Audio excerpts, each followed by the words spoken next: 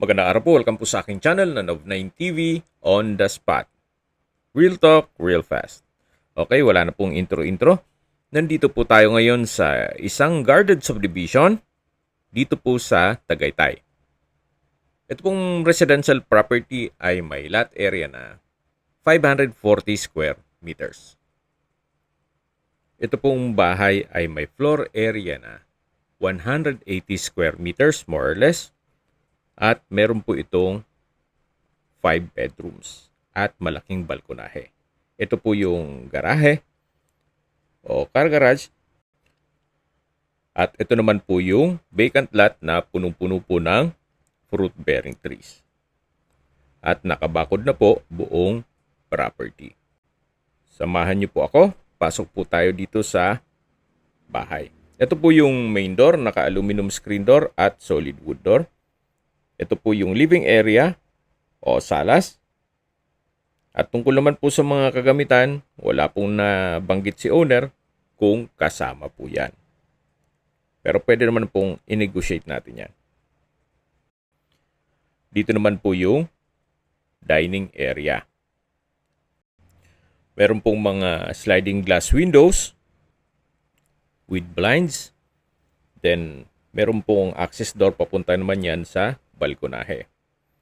Yan po naman yung formal kitchen. May kitchen countertop, wall-mounted cabinet, at dito naman po yung hallway na papunta naman sa mga kwarto. Ito po yung first bedroom. Malaki po ang espasyo at meron pong wardrobe. Kung meron man po kayong PWD sa pamilya, etong kwarto na to ang para sa kanila. Labas po tayo. Dito naman po sa kabila yung common toilet and bath. Maayos naman ang toilet fixtures. At dito naman po yung pangalawang kwarto. Sa spasyo, sakto lang. Hindi naman siya ganun kaliit at hindi naman ganun kalaki. Ito naman po yung third bedroom na sa ngayon ginawa siyang stock room.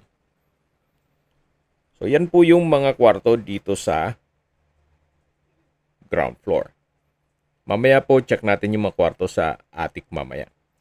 Yan po ulit yung formal kitchen. At dito naman po yung access door na papunta dito sa balkonahe. Mula po dun sa dulo hanggang dito sa kabilang side.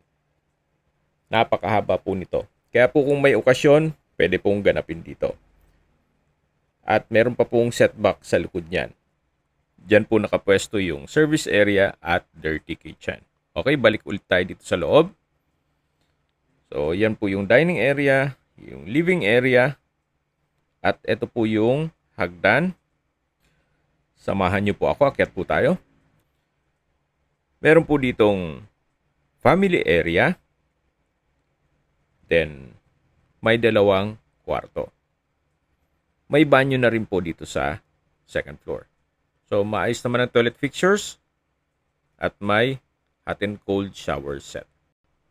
Isa po ito sa mga kwarto dito sa attic. So, malaki naman po ang espasyo nito. Mula po dito hanggang dito sa kabilang side. Okay, labas po tayo. Then, meron pong cabinet at yan po yung family area. Ito naman po yung pangalawang kwarto. Dito sa attic o pang-limang kwarto na sa buong bahay. Yan po ulit yung family area. Then meron pong sliding glass window. At bababa na po tayo para ikutan natin yung vacant lot. Ang kagandahan po dito sa property, may rest house ka na, may espasyo ka pa o vacant lot para pagtanman. Actually, i-maintain nyo na lang yung matanim doon eh. Kompleto naman po doon. So at least, dito po kayo sa loob ng subdivision na meron pang 24-hour security. Maganda rin pong lagyan ng swimming pool doon para just in case na i-convert nyo ito sa staycation business, big factor pa rin po pag may swimming pool. At syempre, mas mataas ang magiging rate ninyo o rental fee. At ang kagandahan naman po sa Airbnb, kontrolado nyo po ang booking. At direct po sa account ninyo kung magkano man ang bayad ng inyong mga guest. So ito po yung bahay. Then bababa po tayo, may ilang steps dito. Yan po yung main gate at ito yung garahe. So kanina, sinilip lang natin to pero ngayon, iikot ko po kayo. Meron pong pathway, sa dulo may kabana.